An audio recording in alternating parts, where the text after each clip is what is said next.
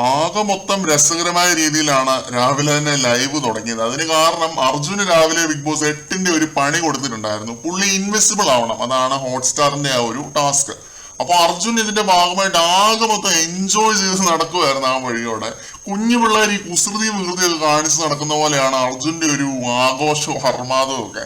അർജുൻ അടുത്തേക്ക് ചെല്ലുമ്പോൾ നന്ദന പറയുകയാണ് സാധാരണ പോവെന്ന്. സംഭവം പുള്ളി ബക്കറ്റ് ഫില്ല് ചെയ്തിരിക്കുകയാണ് ബാത്റൂമിലെ ഐസ് ബക്കറ്റ് ചാലഞ്ചിനായിട്ട്. പ്രേതം നടത്തുന്ന ഐസ് ബക്കറ്റ് ചാലഞ്ച് ആണെന്നാണ് പുള്ളി പറയുന്നത്. ഋഷി സായും ഗാർഡൻ ഏരിയ മലർന്ന് കിടക്കുന്ന ഐസ് ബക്കറ്റ് ചാലഞ്ചിനായിട്ട് ബക്കറ്റിൽ നിന്ന് വെള്ളം എടുത്ത് കോരി ഒഴിക്കുന്നുണ്ട് അർജുന.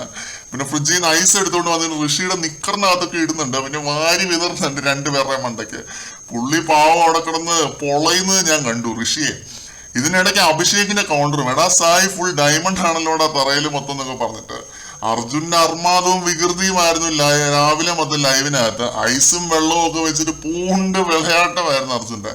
അർജുൻ കൊള്ളാം കേട്ടോ. പുള്ളി ഇനി ഇതേപോലത്തെ അവസരങ്ങൾ ബിഗ് ബോസ് കൊടുക്കണം. സ്കോർ ചെയ്യാൻ പറ്റുന്ന കാര്യങ്ങളാണ് ഇതൊക്കെ. എന്തായാലും ഐസ് ബക്കറ്റ് കൊണ്ടുള്ള കളി കൂടിപ്പോയത് കൊണ്ടായിരിക്കണം ബിഗ് ബോസ് തന്നെ നിർത്തിക്കുന്നുണ്ട്, ഈ ഗെയിം നിർത്താം എന്നൊക്കെ പറഞ്ഞിട്ട്. എന്നിട്ടിപ്പോ ഫാമിലി കയറാൻ പോവുകയാണ്. അർജുന്റെ ഫാമിലി ആണെന്ന് തോന്നുന്നു. അതാണ് ലൈവിനകത്ത് ഇപ്പം നടക്കുന്നത്.